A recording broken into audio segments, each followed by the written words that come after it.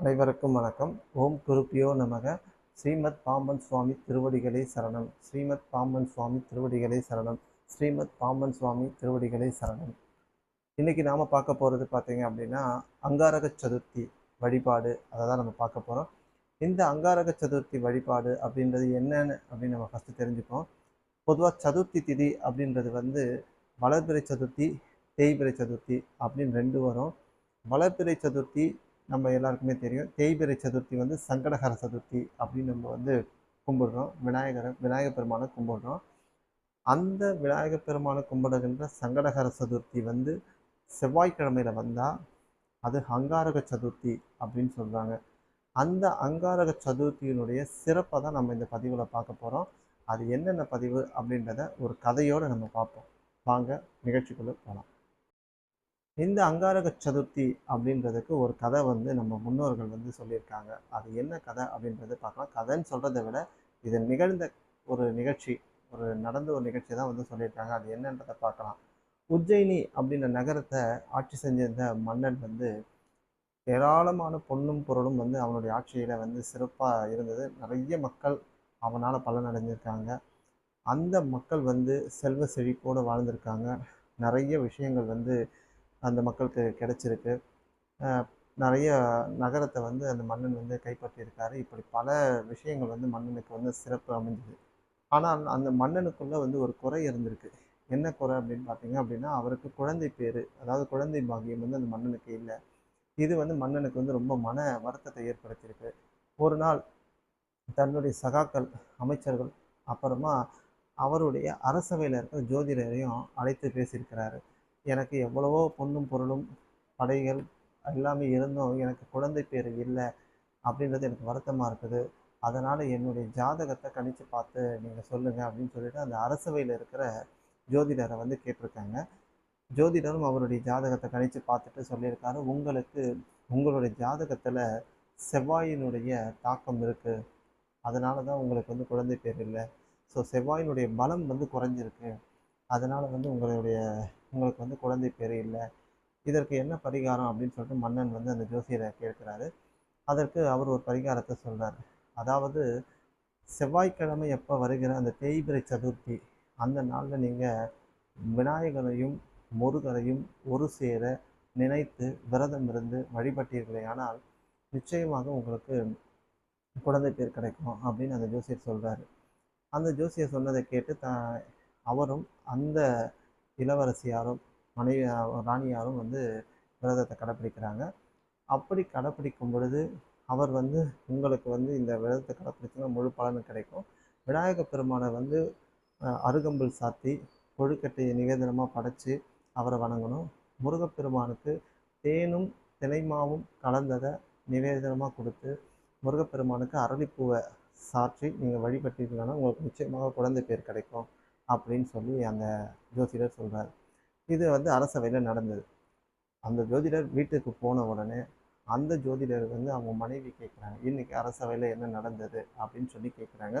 இவரும் ஜோசியரும் வந்து தன்னுடைய நடந்த நிகழ்ச்சி, அதாவது மன்னனுக்கு குழந்தை இல்லை அப்படின்னு சொல்லி மன்னன் கேட்டதும் அவர் இந்த பரிகாரத்தை சொன்னதும் ஜோதிடர் வந்து தன் மனைவி கிட்ட சொல்கிறாரு, ஒரு விஷயம் தெரிஞ்சுக்கணும், ஜோதிடருக்கும் குழந்தை பேர் இல்லை, குழந்தை பாக்கியம் இல்லை.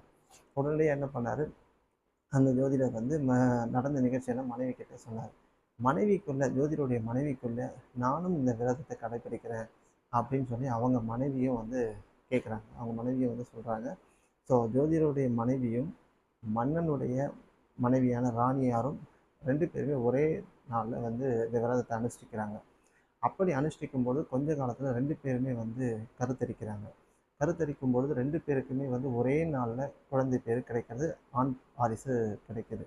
அப்போது ஜோதிடர்கிட்ட வந்து அந்த மன்னன் வந்து சொல்கிறாரு, என்னுடைய மகனுடைய ஜாதகத்தை நீங்கள் கணிச்சு கொடுக்கணும் அப்படின்னு சொல்கிறார். ஜாதகத்தை கணிச்சு கொடுக்குறார். மன்னனுடைய மகனுடைய ஜாதகத்தை கணிச்சு கொடுக்குறார். உங்களுடைய மன்னன் 21வது வயதில் முடிசூடுவான். மிகப்பெரிய ஒரு செல்வாக்கு மிக்கவனாக வளருவான். அவனுக்கு நிறைய நாடுகளை கைப்பற்ற யோகம் இருக்கிறது அப்படின்னு எல்லாம் சொல்லி அந்த ஜாதகத்தை எழுதி அவர் கொடுக்குறாரு. மன்னனும் மகிழ்ச்சியோடு ஏற்றுக்கிறார். இந்த சைடு பார்த்தீங்க அப்படின்னா ஜோதிடருடைய மகன் வந்து கணிக்க முடியாத ஜாதகமாக இருக்குது. அவருடைய பேச்சை வந்து ஜோதிடருக்கும் மகனுக்கும் முரண்பாடுகள் நிறைய வருது. இதனால் வந்து அந்த மகன் வந்து கொஞ்ச காலம் வளர்ந்த உடனே வீட்டை விட்டு வெளியே போயிடலாம். இந்த ஜோதிடம் வந்து மகனை தேடுறாரு, கிடைக்கல. கிடைக்கலன்னு சொல்லி வருத்தப்பட்டு அந்த விரக்தியிலே இருந்திருக்கிறாரு. கரெக்டாக 21 வயசு ஆன உடனே மன்னனுடைய மகனுக்கு 21 வயசு ஆன உடனே முடிசூடணும் அப்படின்னு சொல்லி மன்னன் முடிவு பண்ணுறாரு. உடனடியாக நாட்களை குறித்து கொடுக்கும்படி ஜோதிடர்கிட்ட கேட்குறாரு. ஜோதிடரும் வந்து நாட்களை குறித்து கொடுக்குறாரு. அந்த நாளில் வந்து மன்னனுடைய மகனுக்கு பட்டத்து இளவரசனாக முடிசூட்டு விழா நடக்கிறது. முடிசூட்டு விழா முடிஞ்ச உடனே அந்த ஜோதிடர் அரண்மனையை விட்டு வெளியே வந்து ஒரு ஆற்றங்கரையில் தன்னுடைய ஜோதிட நூல்கள் எல்லாத்தையும் வந்து தீக்கிட்டு தீயில இட்டு தீக்கு இரையாக்குறார்.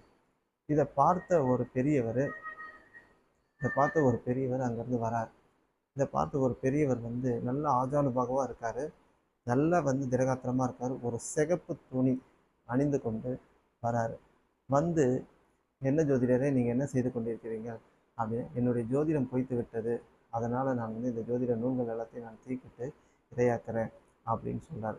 இதை கேட்ட அந்த பெரியவர் என்ன கேட்குறாரு அப்படின்னா, எதனால் நீங்கள் இருக்கிறீங்க, எதை வச்சு நீங்கள் உங்களோட ஜோதிடம் பொய்த்து விட்டதுன்னு நீங்கள் மன்னனுடைய ஜாதகத்தை கணிக்கும் பொழுது அதில் யாருடைய பலம் குறைவாக இருக்குது அப்படின்னு சொன்னது உங்களுக்கு நினைவு இருக்கா அப்படின்னு சொன்னோன்னே, ஆமாம் நிச்சயமாக வந்து செவ்வாயினுடைய அங்காரகனுடைய பலம் குறைவாக இருக்குது அப்படின்னு நான் கணித்து சொன்னேன் அப்படின்னு சொல்லி அந்த ஜோதிடர் வந்து அந்த பெரியவருக்கு தெரிவிக்கிறார்.